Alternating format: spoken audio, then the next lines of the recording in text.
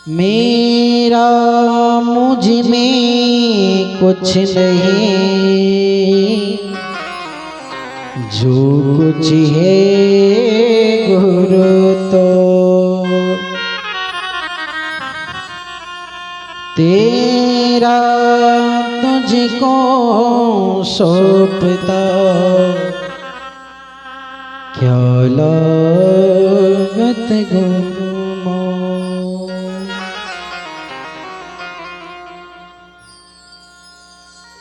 परब्रह्म सृष्टि के कण कण में विराजमान अव्यक्त रूप में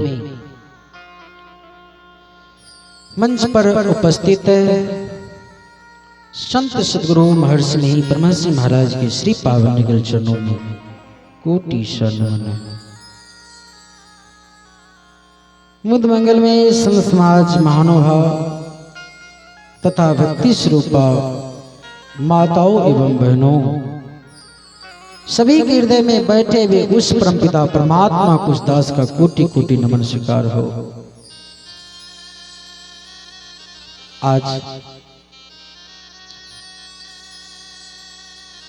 आदरणीय पिंडश्री बाबू की संपन्न है। सब मतलब बराबर, पिंड मतलब शरीर।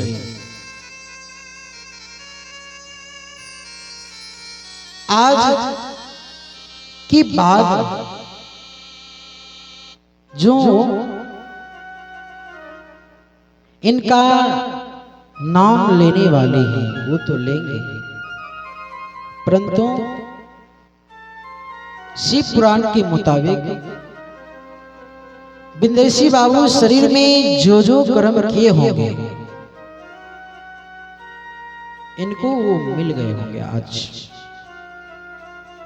क्योंकि मरने के बाद 13 दिन तक वह जीव भटकती रहता है। जब तक सारे क्रम का नपाई तोलाई नहीं हो जाता, जैसे कि यह जीव तो अविनाशी है,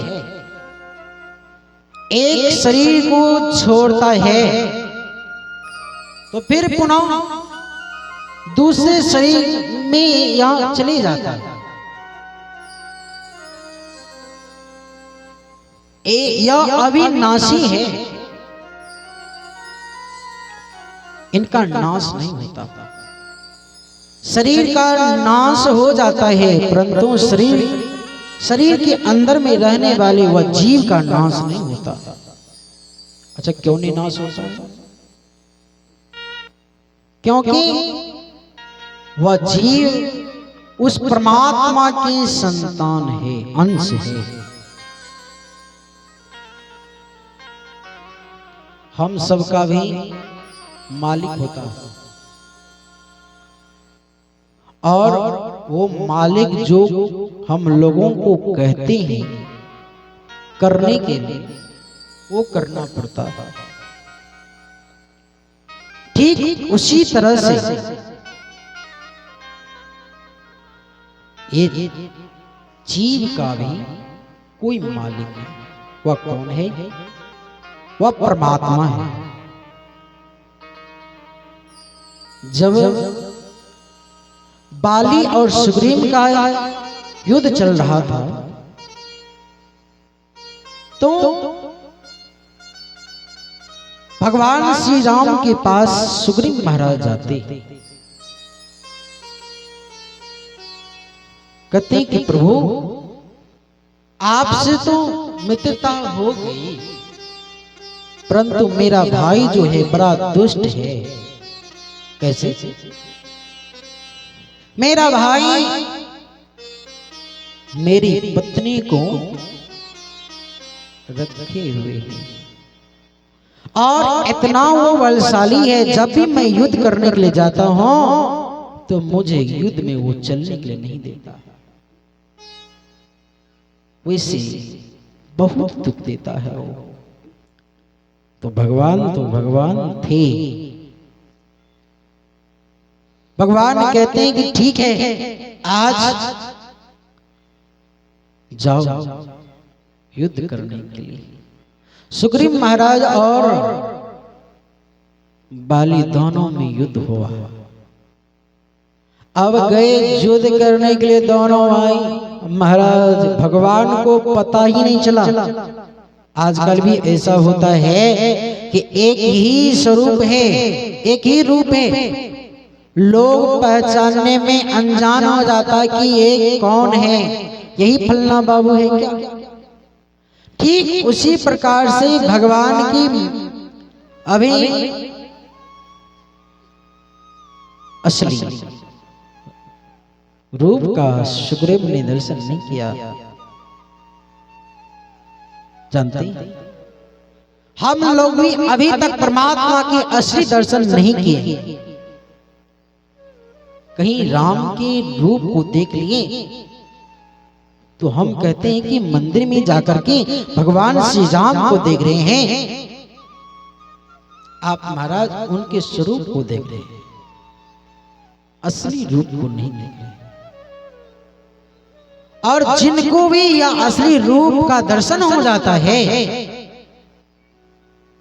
वो साधारण नहीं रहते। जैसे कि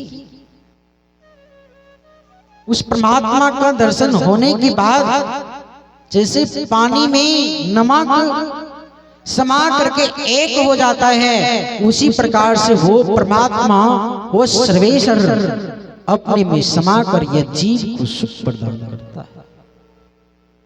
इसलिए आराध्य देव कहते हैं कि जन ली पटोरे प्यारे जग परदेशवा सुख कछु युवा नाही सुधि करो प्यारे हो आपन देश के जहमा कलेश कछु नाही। कलेश का मतलब दुख। या संसार में बड़े से बड़े व्यक्ति हैं, राजा से राजा महाराजा भी है, लेकिन उनसे जाकर के पूछिए वह कहेगा महाराज मुझे दुख है, क्योंकि या संसार को दुखालय कहा गया। कबीर साहब कहते हैं कि तन दर सुखिया कोई ना देखा जो देखा सो दुखिया हो। या संसार में कोई भी सुखी नहीं है, सुखी कौन होगा। कहते हैं शांत सुखी मन जीती हो वही सुख को जीत सकता है जो संत है, जो संत है। लेकिन एक माया के लिए एक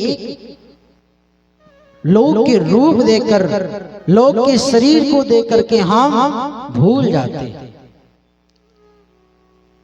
भगवान श्री राम